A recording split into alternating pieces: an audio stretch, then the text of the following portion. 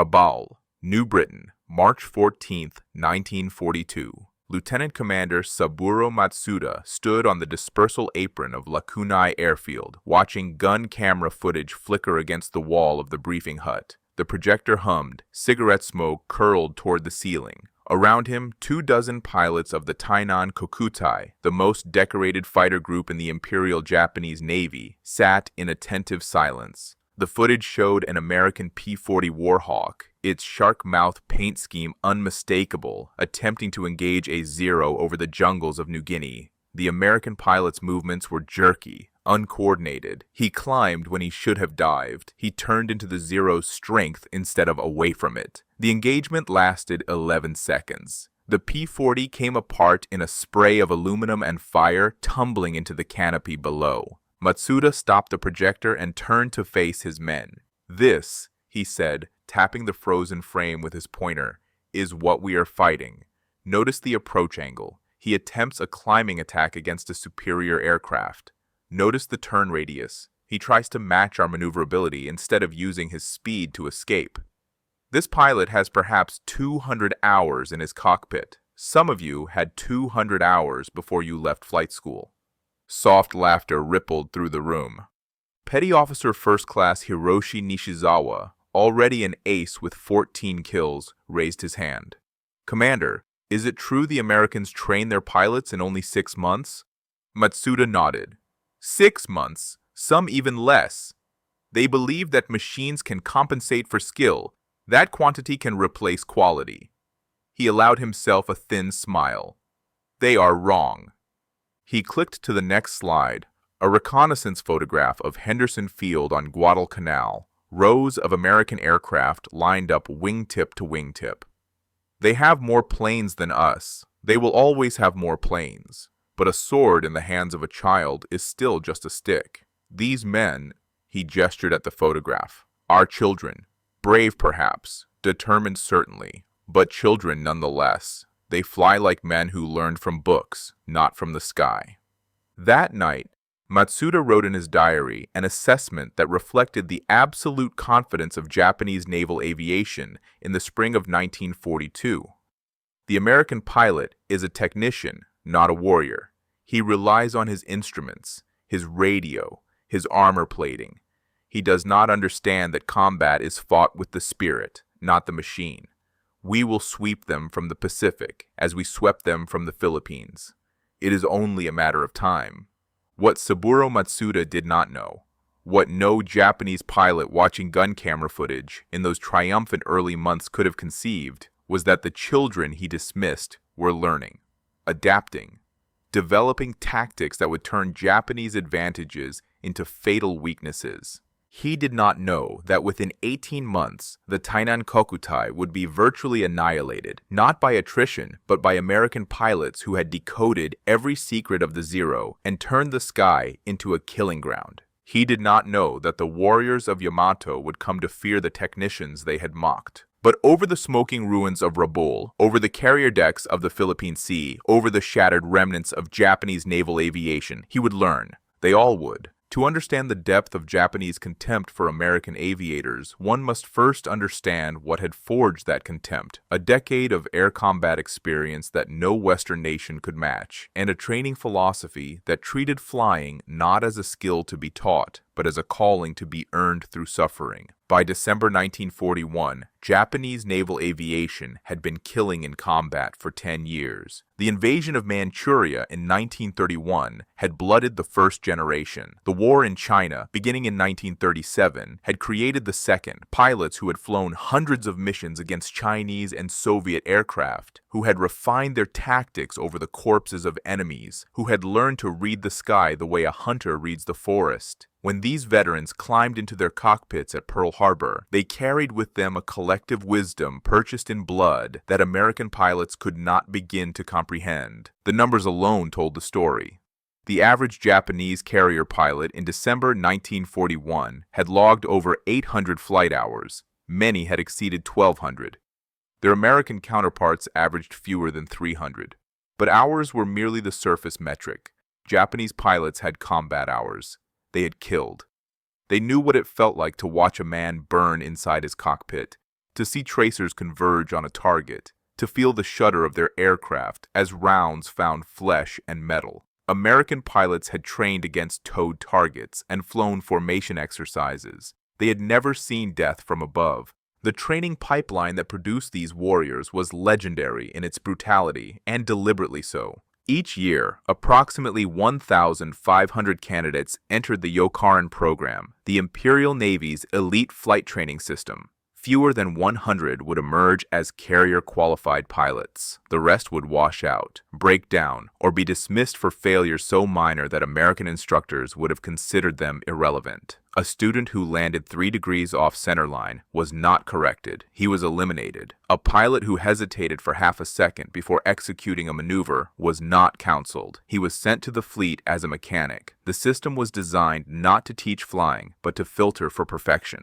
Vice Admiral Jisaburo Ozawa, who would later command the carrier fleet at Philippine Sea, described the philosophy in a 1943 lecture to staff officers. The Americans believe that any man can be made into a pilot with sufficient training. This is the democratic fallacy. A pilot is born, not made. Our task is not to create eagles from sparrows. It is to find the eagles and give them wings. The men who survive our training are not graduates. They are survivors, and survivors win wars.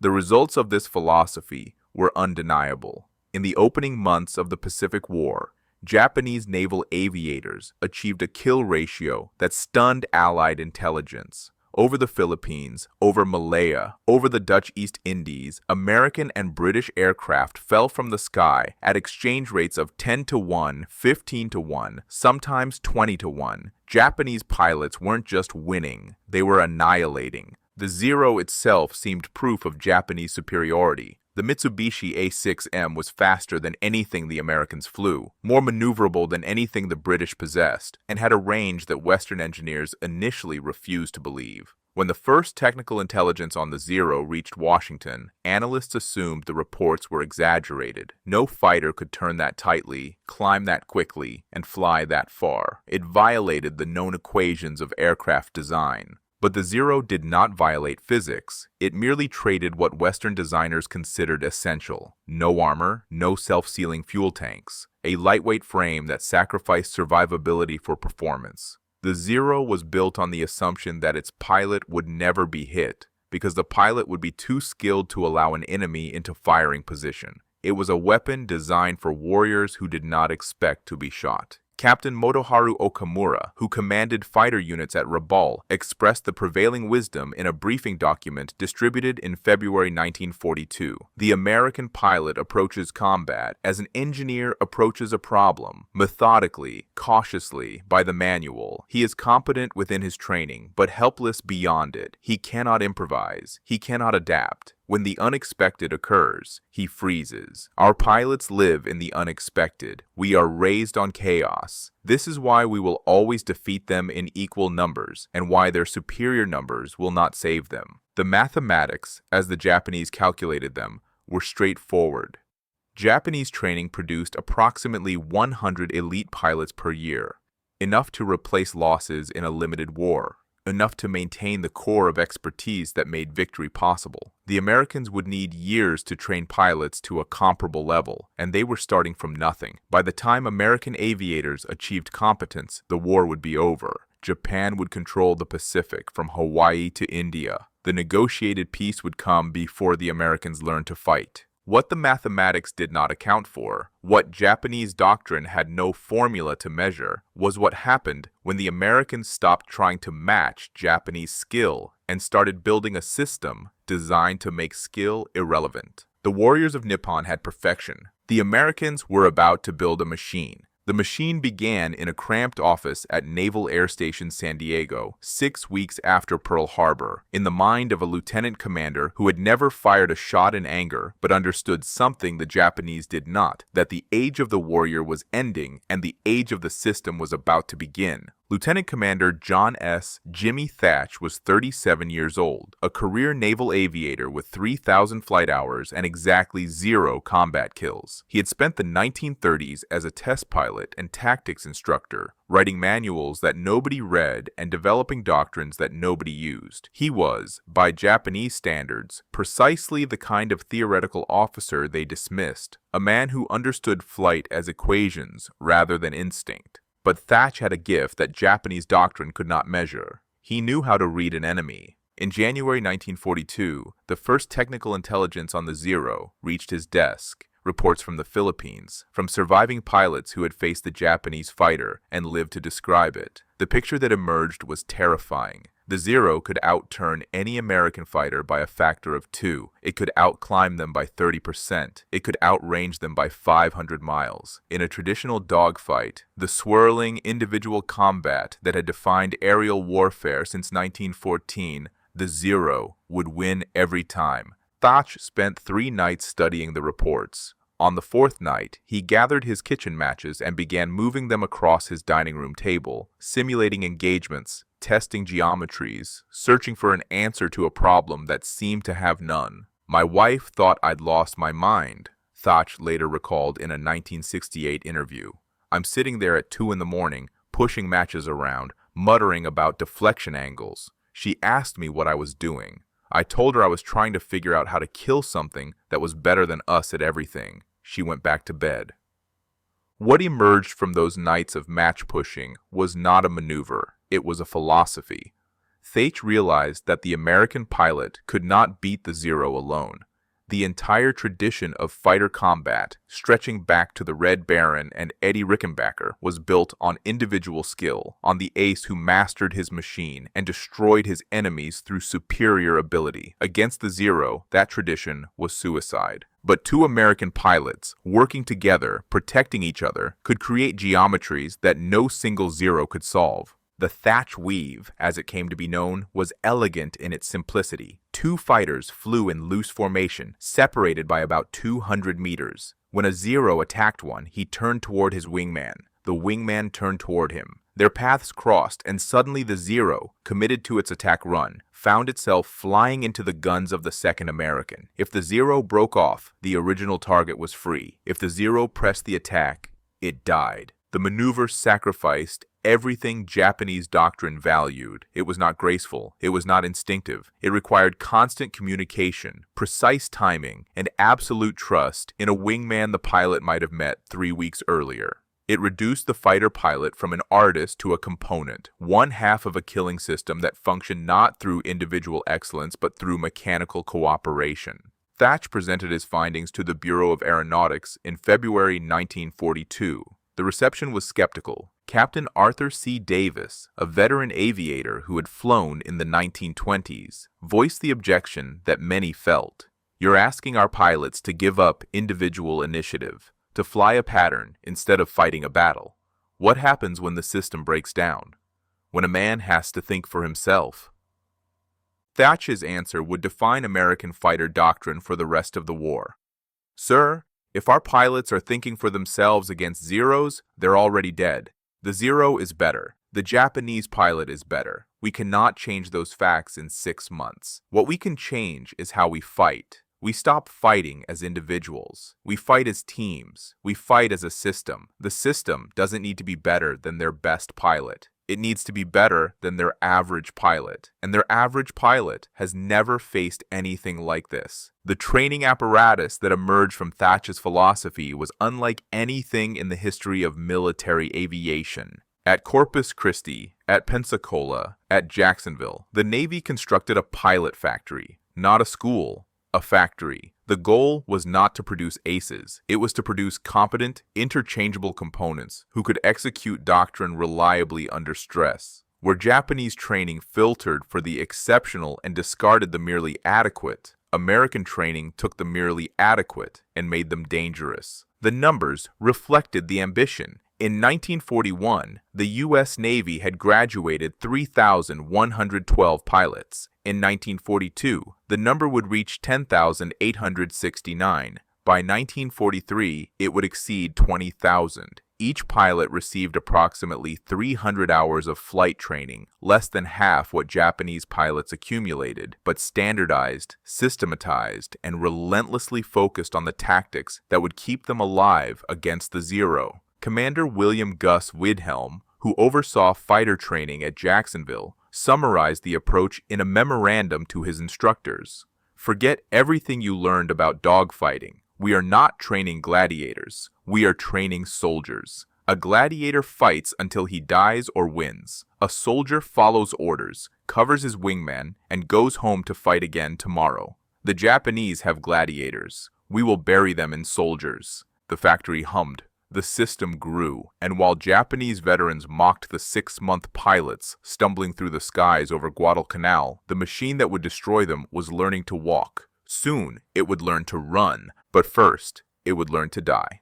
The skies over Guadalcanal in August 1942 became a slaughterhouse for American pilots, a brutal classroom where the lessons cost lives and the tuition was paid in burning wildcats tumbling into the Solomon Sea. The Marines of VMF 223 arrived at Henderson Field on August 20th, 1942, 19 pilots flying F-4F Wildcats off the escort carrier Long Island. They were the first American fighter squadron to operate from the embattled island, and they carried with them all the confidence of men who had trained hard, believed in their aircraft, and never faced a Zero in combat. Within 72 hours, that confidence was shattered. On August 24th, during the Battle of the Eastern Solomons, Japanese bombers escorted by Zeros from the Tainan Kokutai struck Henderson Field. VMF 223 scrambled to intercept. The engagement lasted 11 minutes. When it ended, 4 Wildcats were burning in the jungle, 3 pilots were dead, and the surviving Americans had claimed exactly 1 0, a kill later disputed by Japanese records. Captain Marion Carl, who would survive to become one of the Corps' first aces, described the encounter in a debriefing that captured the desperation of those early days. They were everywhere. You'd line up a shot, and 2 more would be on your tail.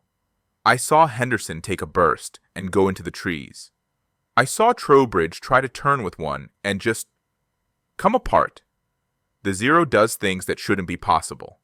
We're not fighting the same war they are. The Japanese noticed, and they were not impressed. Petty Officer Saburo Sakai, already Japan's leading ace with over 40 kills, flew escort missions over Guadalcanal throughout August and September. His diary entries from this period drip with professional disdain. August 26th, engaged American fighters over the canal, shot down 2. The first pilot attempted a climbing turn. He must have read somewhere that this was effective against Japanese aircraft. He was wrong. The second tried to dive away. His aircraft was too slow. These men are not ready for combat. They have courage, but no skill. It is almost unfair. September 3rd. The Americans have reinforced Henderson with new pilots. They fly better formation than before, but still do not understand the Zero. They try to dogfight us. This is suicide. Today, I watched Nishizawa destroy 3 in a single engagement. None of them attempted to work together. They fought as individuals. Against us, individuals die. The kill ratios in those first weeks seemed to validate everything Japanese doctrine proclaimed. American intelligence estimated that for every Zero shot down over Guadalcanal in August 1942, the Japanese destroyed between 4 and 6 American aircraft. Some days the ratio was worse. On September 2nd, a single engagement cost the Marines 5 Wildcats against 1 confirmed Zero kill. Rear Admiral John S. McCain Sr., commanding aircraft in the South Pacific, sent a grimly honest assessment to Nimitz on September 5th. Our pilots are brave beyond question, but are being systematically outflown by Japanese aviators with superior aircraft and vastly more combat experience. Current attrition rates are unsustainable.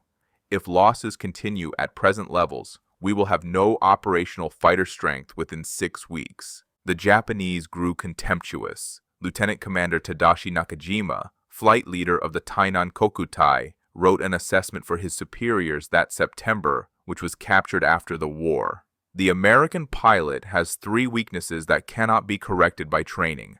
First, he is psychologically dependent on his wingman.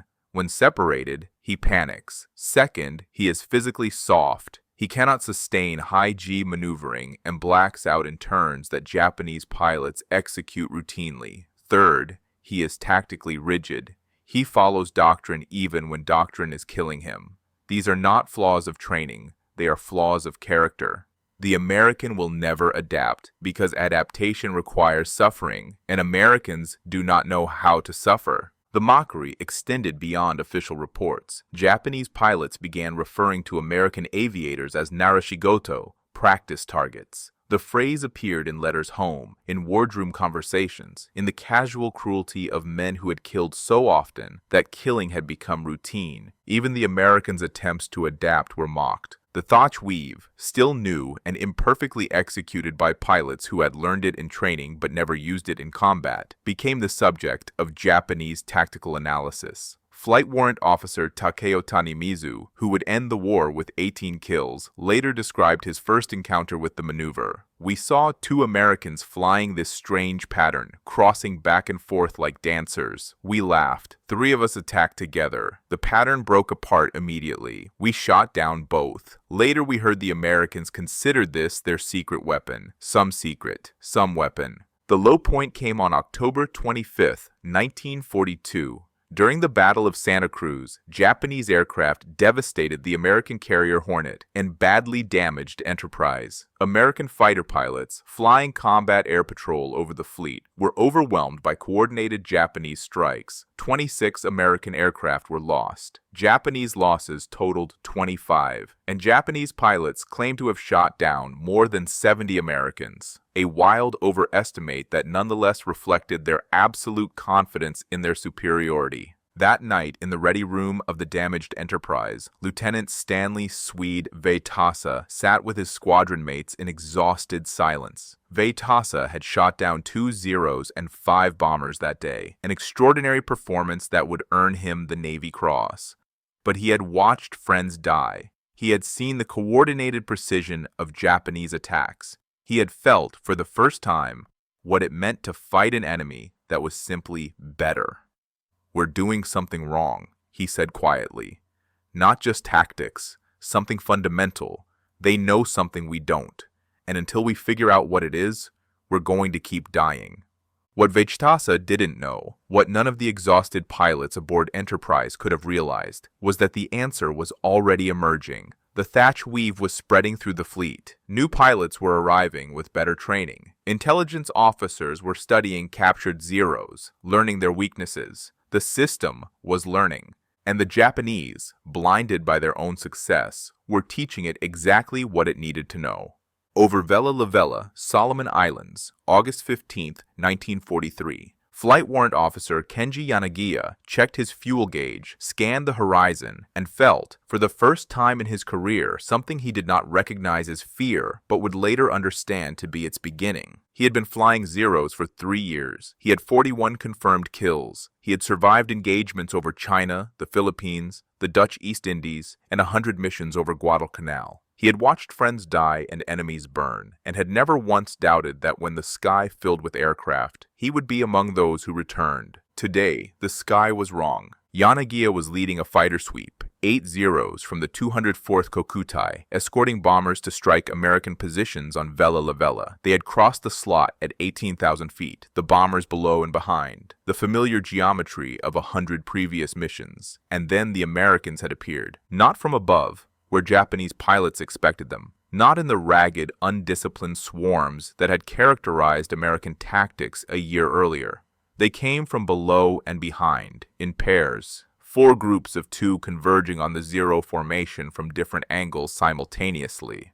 Yanagiya called the warning. His wingman, Petty Officer 2nd Class Toshio Ota, banked left to meet the nearest threat. Yanagiya rolled right, seeking to catch the American in a scissor that would bring his guns to bear. The American didn't turn. Instead of engaging, the Hellcat, and Yanagiya noted with a cold shock that these were not the Wildcats he knew, but the new American fighters he had been briefed on, dove beneath Oda's arc, accelerated away, and pulled into a climbing turn that brought him onto the tail of Petty Officer Suzuki, 200 meters to Yanagiya's left. Yanagiya hauled his Zero around, trying to help. The G-forces crushed him into his seat. The Zero could turn tighter than anything in the sky. This he knew. This he had proven 100 times. He pulled harder. The airframe groaned. His vision began to gray at the edges.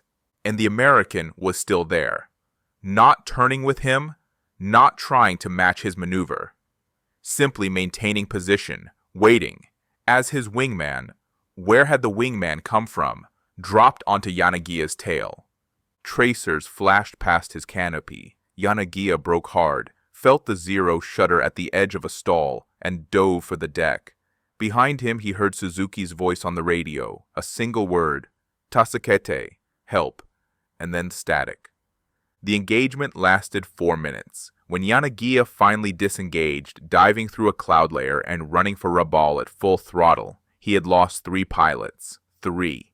In a single engagement. Against Americans. He had not scored a single kill. That night, in the debriefing hut at Rabaul, Yanagia struggled to explain what he had witnessed. They did not fight us, he told his commander, Lieutenant Takeo Okamura. They fought around us. Every time I engaged one, another appeared. They worked in pairs, but the pairs worked with other pairs. It was like...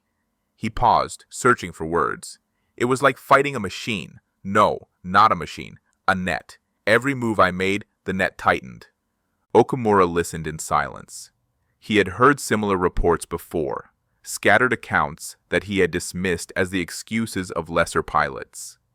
But Yanagia was not a lesser pilot. Yanagia was one of the best Japan had left. The new American fighter, Okamura said finally, the Hellcat, how does it compare? Yanagia's answer carried the weight of heresy. We cannot turn with it. The silence in the hut was absolute. For 2 years, Japanese doctrine had rested on a single unshakable assumption. The Zero could outturn anything the Americans built. This was the foundation.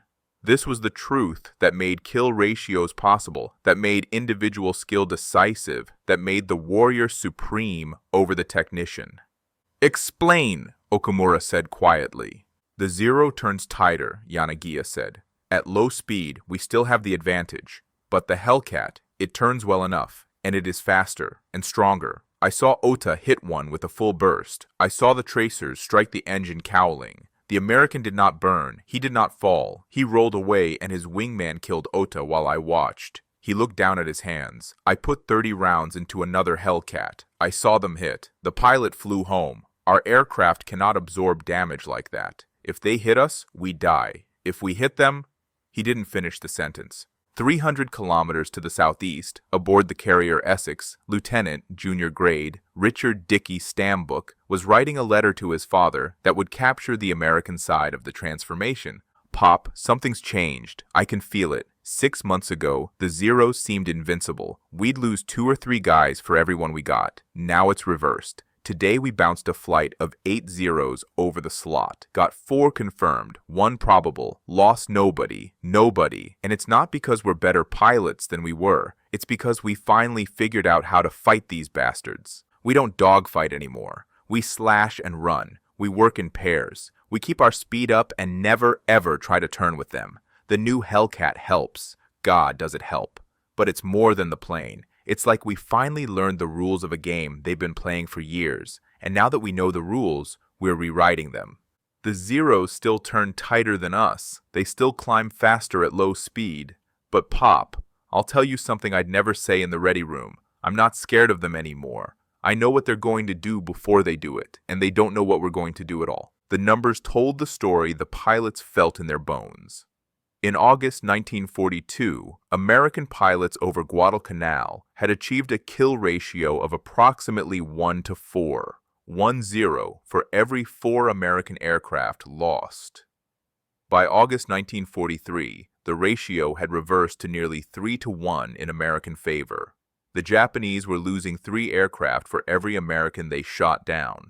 But the numbers didn't capture what Yanagia had experienced, the terrifying realization that the rules had changed and no one had told him. The Americans weren't just flying better, they were fighting differently. They had turned air combat from a duel into an engineering problem, and they had solved it. The machine had learned to run. Now it was learning to kill. The killing began in earnest over Rabaul in November 1943 and did not stop until there was nothing left to kill. On November 11th, American carriers launched the largest airstrike of the Pacific War to date, 185 aircraft, sweeping over the great Japanese base in a coordinated assault designed not merely to destroy ships and installations, but to annihilate Japanese air power in the region. The Zeros rose to meet them. It was the last time they would rise with confidence. Lieutenant Commander Yoshio Shiga, leading 24 fighters of the 253rd Kokutai, climbed through broken clouds toward the American formation. He had been fighting since Pearl Harbor. He had trained under Minoru Genda himself. He had watched the Imperial Navy sweep all before it in those glorious first months. Now, at 22,000 feet over the harbor, his pilots had once considered invincible. He watched the geometry of the American attack and felt his stomach tighten.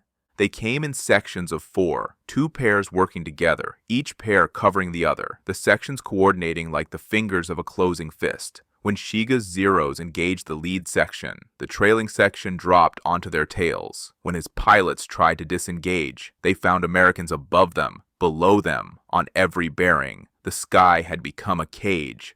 Shiga's after-action report, submitted that evening, contained a sentence that would never have appeared in Japanese documents a year earlier. The enemy has achieved systematic tactical coordination that our pilots are unable to counter using standard doctrine. Request guidance. There was no guidance to give. The Americans had not discovered a secret weapon. They had built a system, and systems could not be defeated by individual brilliance. The numbers from November 11th told the story. Japanese fighters claimed 26 American aircraft destroyed. Actual American losses, 7 fighters and 4 bombers. Japanese losses, 16 Zeros confirmed destroyed, another 11 damaged beyond repair. The kill ratios the Japanese had relied upon had not merely reversed, they had collapsed. And then came the attrition. What made the American system devastating was not just its tactical superiority, but its bottomless depth. When a Japanese ace died over Rabaul, his 10 years of experience, his 1,000 hours of flight time, his 40 kills, all of it vanished into the Solomon Sea. There was no replacement. The Yokorin program that had produced him required 3 years to train a pilot to comparable standard, and Japan did not have 3 years. When an American pilot died, another arrived within weeks, trained in the same system, flying the same tactics, executing the same doctrine. He was not as skilled as the man he replaced. He didn't need to be. The system didn't require skill. It required compliance. Petty Officer First Class Kaname Harada, a veteran of Midway, and the Solomons, who would survive the war with 19 kills, watched the transformation with growing despair. His diary from December 1943 captures the psychological collapse.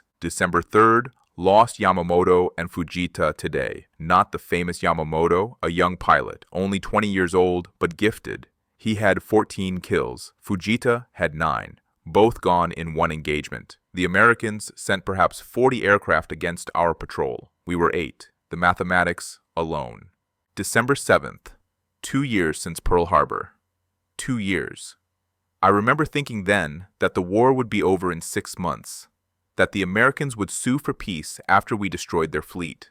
Now, their fleet fills the horizon, and our fleet hides in port. I am one of the last pilots remaining from the original Shokaku Air Group. Of the 63 pilots who launched on December 7th, 1941, 11 survive. 11. December 14th, the new pilots arrive, and I cannot look at them. They have perhaps 200 hours of flight time. They have never seen a Hellcat. They ask me for advice, and I tell them what I can. But what can I tell them? That the Americans have solved the problem of the Zero, that our doctrine is killing us, that the skills we spent years developing are now worthless because the enemy refuses to fight on our terms. They would not understand. I barely understand myself. By January 1944, Japanese naval aviation in the South Pacific had effectively ceased to exist as an offensive force. The Americans didn't announce this. They didn't need to. The empty skies over Rabaul said everything. But the true reckoning came 6 months later, in the waters of the Philippine Sea, June 19, 1944. The Japanese called it the Battle of the Philippine Sea. the Americans would call it something else, a name that captured in 2 words the totality of what the system had achieved. Vice Admiral Jisaburo Ozawa launched his attack at dawn. 373 aircraft from 9 carriers, the largest Japanese naval air operation since Midway, thrown against the American fleet in a desperate bid to turn the tide of the war. The pilots who climbed into those cockpits were not the veterans of 1942. Most had fewer than 200 flight hours. Some had never dropped a torpedo or bomb on a moving target. They had been rushed through truncated training programs because the pilots who should have trained them were dead. They flew toward the American fleet. They flew toward the system. Commander David McCampbell, leading Air Group 15 from the carrier Essex, was vectored toward the incoming strike by radar, another advantage the Japanese had failed to account for. He spotted the enemy formation at 25,000 feet, dozens of aircraft, bomb-laden, slow, struggling to maintain cohesion. Below and behind them, 0 escorts weaved protectively. McCampbell's Hellcats didn't dive on the escorts. They dove through them, past the Zeros, into the bombers, guns blazing. The escorts tried to follow. American fighters pounced on them from above. The Japanese formation, already fragile, shattered into chaos. What followed was not a battle. It was an execution. McCampbell personally shot down 7 aircraft in that single engagement. His wingman got 3. Across the sky, Hellcat pilots carved through the Japanese formation with methodical precision. Slash, extend, climb, slash again. The bombers, heavy with ordnance, could not maneuver. The escorts, outnumbered and outpositioned, could not protect them. Aircraft fell burning into the Philippine Sea at a rate of 1 every 40 seconds. Of the 373 Japanese aircraft launched that morning, 243 were destroyed. American losses: 23 fighters and 6 bombers. In a single day, the American system killed more Japanese naval aviators than the Yokoren program could produce in 2 years. Ensign Saburo Ueno, one of the few Japanese pilots to survive the massacre, was pulled from the water 3 days later. His interrogation transcript, conducted aboard the destroyer USS Stockholm, recorded his assessment. "We were told the American pilots were inferior, that they could not match our spirit, that 1 Japanese pilot was worth 5 Americans." He paused. The transcript noted that the prisoner appeared to be in shock. "There were 5 Americans for every one of us, and they were not inferior. They were precise, mechanical. They did not fight with passion. They fought with mathematics. We had no chance. We never had a chance." The Americans, with their gift for brutal simplicity, gave the battle its lasting name: the Great Marianas Turkey Shoot. The children had grown up. The practice targets had become the hunters, and the eagles of Nippon were falling from the sky like leaves in autumn. The ledger of destruction, tallied after the war by historians with access to both American and Japanese records, revealed the magnitude of what the system had achieved. In December 1941, the Imperial Japanese Navy possessed approximately 3,500 trained combat pilots, the product of a decade of rigorous selection and brutal training, the finest naval aviators in the world. By August 1945, fewer than 200 remained alive and combat capable. The rest were dead, missing, or so broken by wounds and exhaustion that they could no longer fly. The training pipeline that had produced these men collapsed under the weight of attrition it was never designed to absorb. In 1941, the Yokoren program graduated 1,000 pilots. In 1944, desperate to replace losses, Japan attempted to graduate over 8,000, but the instructors who should have trained them were dead over Rabaul and the Philippine Sea. The pilots who emerged from this truncated system had an average of 100 flight hours. Their American counterparts had 300. The gap that had once favored Japan by a factor of 4 now favored America by a factor of 3. The kill ratios told the story in the starkest possible terms. In 1942, Japanese pilots achieved an estimated 4.2 kills for every aircraft lost in air-to-air combat. By 1944, that ratio had inverted to 1 to 10. For every American aircraft a Japanese pilot shot down, 10 Japanese aircraft fell. In the final months of the war, the ratio exceeded 1 to 15. Japanese pilots were no longer combatants. They were offerings. American pilot losses, meanwhile, actually declined as the war intensified. In 1942, the Navy and Marine Corps lost 1,247 pilots to all causes in the Pacific. In 1944, despite vastly more combat operations, losses dropped to 1,095. The system was not merely winning, it was becoming more efficient at winning even as it scaled. The psychological transformation among Japanese aviators was complete, and those who survived bore witness to it in interrogations, memoirs, and the bitter testimony of defeat. Commander Masatake Okumiya, who served as air staff officer aboard the carrier Junyo throughout the war, wrote his assessment in Zero, the memoir he co-authored in 1956. We entered the war believing that the spirit of the warrior could overcome any material disadvantage. We believed that our training, our discipline, our willingness to die would triumph over American numbers and American machines. We were wrong. The Americans did not fight us with spirit. They fought us with systems. Their pilots were not better than ours. In 1942, they were clearly worse, but they improved. Every month, every engagement, they improved. And we could not improve because we were dying. The men who learned from each battle did not survive to teach what they had learned. Our wisdom perished with our veterans. American wisdom accumulated. By 1944, we were fighting an enemy that knew everything about us, and we knew nothing about them. We had become the students, they had become the masters.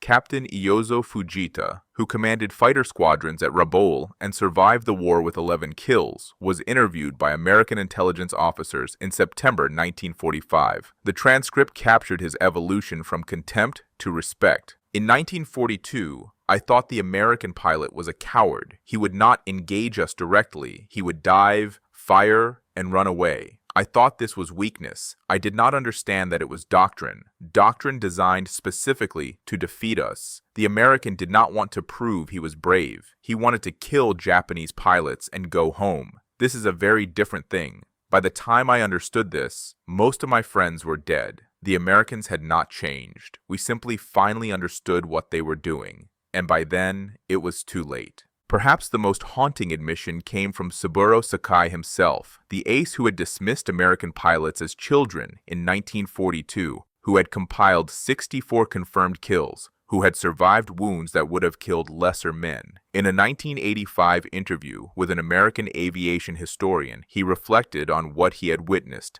I will tell you something I have never said publicly. By 1944, I was afraid to fly, not afraid to die. I had accepted death long before.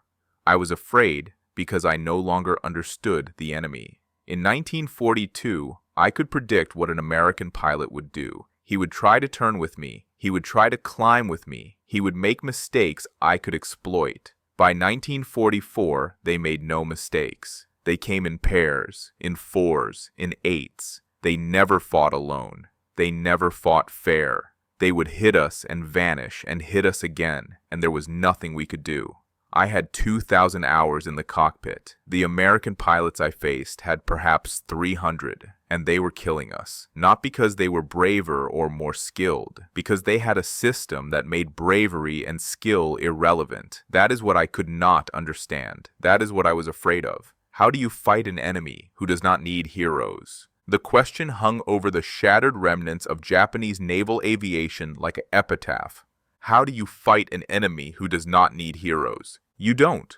You die. And then you are replaced by pilots even less prepared than you were, and they die too. And the system that kills them grows stronger with each victory, while the warrior tradition that opposes it grows weaker with each loss. The Americans had answered a question the Japanese never thought to ask. They had discovered that in industrial warfare, the system that produces competent pilots faster than the enemy can kill them will always defeat the system that produces perfect pilots too slowly to replace them. Japan had tried to fight the 20th century with the values of the samurai. The samurai lost. On the morning of March 14, 1942, Lieutenant Commander Saburo Matsuda had stood in a briefing hut at Rabaul, watching gun camera footage of an American P-40 coming apart in the sky, and pronounced his judgment on the enemy his nation would face. The American pilot is a technician, not a warrior. We will sweep them from the Pacific. 3 years later, on March 19, 1945, Matsuda died over the Japanese home islands, shot down by an American pilot whose name was never recorded, flying a Hellcat from the carrier Essex, executing a tactics manual maneuver that worked exactly as designed. Matsuda Zero, its fuel tanks unprotected, its airframe unarmored, exploded at 15,000 feet over Kyushu. He had been one of Japan's last experienced carrier pilots. His killer had perhaps 400 hours of flight time. The technician had killed the warrior. Rabaul itself told the story of what the American system had achieved, the great fortress that had launched 1,000 missions, that had sheltered the elite of Japanese naval aviation, that had seemed in 1942 to be the keystone of an impregnable Pacific empire. By February 1944, it had been bypassed, neutralized, rendered irrelevant. American commanders didn't bother to invade. They simply flew around it. The 100,000 Japanese troops garrisoned there spent the rest of the war growing vegetables and waiting for a battle that never came. The airfields where Matsuda had briefed his pilots fell silent. The dispersal aprons where Zeros had once lined up wingtip to wingtip grew over with jungle. The war moved on without them. In the end, the Japanese turned to the only tactic left to men who could not win in the air. They decided to die in it. The kamikaze, divine wind, was born from the ashes of Japanese naval aviation, a doctrine of deliberate suicide born from the recognition that Japanese pilots could no longer survive long enough to drop their bombs and return. If they were going to die anyway, the logic went, they might as well die usefully. It was the final admission, the ultimate confession that the system had won. Rear Admiral Masafumi Arima, who led the first organized kamikaze attack on October 15, 1944, told his pilots before they launched, "We can no longer fight the Americans as warriors. We can only fight them as weapons." Warriors to weapons. It was the inversion of everything Japanese aviation had believed, the annihilation of the samurai mystique that had carried Japan across the Pacific in those first triumphant months. The Americans had not merely defeated Japanese pilots, they had made Japanese pilots obsolete. Commander Okumiya, reflecting on this transformation decades later, wrote, "We began the war believing that the spirit of the individual warrior was the decisive factor in combat. We ended the war strapping bombs to our aircraft and ordering our pilots to become guided missiles. This was not a change in tactics. It was an admission that the age of the warrior was over. The Americans had proven that war was no longer a contest of champions. It was a contest of systems, and their system was better." The American system did not celebrate individual brilliance. It did not produce aces who became household names, though it produced them nonetheless. David McCampbell with 34 kills, Richard Bong with 40, Thomas McGuire with 38. These men existed. These men were heroes, but they were not the point. The point was the 60,000 pilots who passed through American training programs during the war. The vast machine that could absorb losses that would have crippled Japanese aviation and simply keep producing more pilots, more aircraft, more sections of two executing the thatch weave over an endless Pacific. The warriors of Nippon had asked, "How many American pilots can we kill?" The system had answered, "It doesn't matter, there will always be more." On September 2, 1945, when Japanese officials boarded the USS Missouri to sign the instrument of surrender, American aircraft filled the sky above Tokyo Bay, 1,500 planes in a display of power so overwhelming that witnesses described it as blocking out the sun. Somewhere in that formation flew pilots who had been civilians 3 years earlier, who had learned to fly in Pensacola and Corpus Christi, who had been trained not to be heroes, but to be components of something larger than themselves. They were technicians. They had won. In the silence of the surrender ceremony, as the last signatures dried on the documents that ended the Pacific War, a phrase hung unspoken in the air above the Missouri. Words that captured everything the previous 4 years had proven about the nature of modern warfare. The Japanese had trained pilots to be eagles. The Americans had built a machine that killed eagles. And in the cold calculus of industrial war, machines are cheaper than eagles and far, far easier to replace.